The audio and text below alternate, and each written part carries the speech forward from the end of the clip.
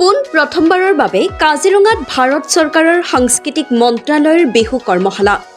Kaziranga national park হাইস্কুলত ভাৰত চৰকাৰৰ সাংস্কৃতিক মন্ত্ৰালয়ৰ অন্তৰ্গত পোন প্ৰথমবাৰৰ বাবে কাজিৰঙা অঞ্চলত গ্ৰীষ্মকালীন বিহু কৰ্মশালা অনুষ্ঠিত হৈছে।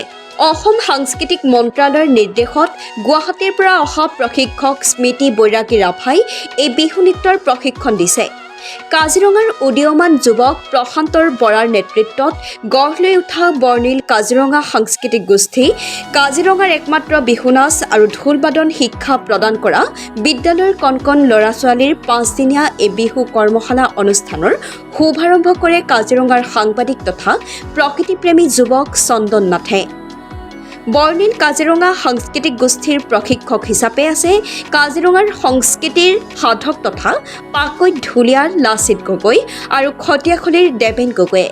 উল্লেখ্য যে এই বিহু কৰ্মশালাৰ অন্তত গুৱাহাটীত অনুষ্ঠিত হ'ব লগা উত্তৰ পূৰ্বাঞ্চলৰ লোকনৃত্যৰ এক বিশেষ অনুষ্ঠানত অংশগ্ৰহণ কৰিব কাজিৰঙাৰ এই বিহু দলটিয়ে। বোকাখাটৰ পৰা বুবুল দত্তৰ ৰিপৰ্ট লাইভ অসম। মানে মিনিষ্ট্ৰী অফ কালচাৰ NHSCC যিহেতু এইটো আমাৰ সৌভাগ্য আৰু ল'ৰা ছোৱালীখিনিয়ে গৈ পেলাই গুৱাহাটীত পাৰফৰ্মটো কৰিবলৈ পাব, গতিকে সেইটো এটা আমাৰ কাৰণে বৰ ডাঙৰ গৌৰৱৰ কথা। অসমৰ ভিতৰত এইটোৱে প্ৰথম আমাৰ কাজিৰঙাত গভৰ্ণমেণ্টৰ আজিলৈকে কোনো কৰ্মশালা হোৱা নাই। বিহুৱে হওক যিয়ে হওক যিকোনো অনুষ্ঠান গভৰ্ণমেণ্টৰ আজিলৈকে হোৱা নাই, এইটো প্ৰথম অনুষ্ঠান। সেইটো কাৰণে ভাল লাগিছে।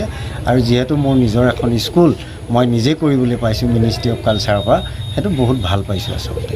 আৰু সেইটোৰ কাৰণে NHSCC ডাইৰেক্টৰ ডক্টৰ প্ৰসন্ন গগৈ, তেওঁক থেংকছ ক'বই লাগিব এনেকুৱা এটা সুবিধা দিয়াৰ কাৰণে। মই আৰু স্মৃতি বৈৰাগী ৰাভাই মিলি পেলাই প্ৰগ্ৰেমটো কৰিবলৈ সুবিধাখন পাইছোঁ। গতিকে মিনিষ্ট্ৰী অফ কালচাৰক বহুত ধন্যবাদ জনাইছোঁ।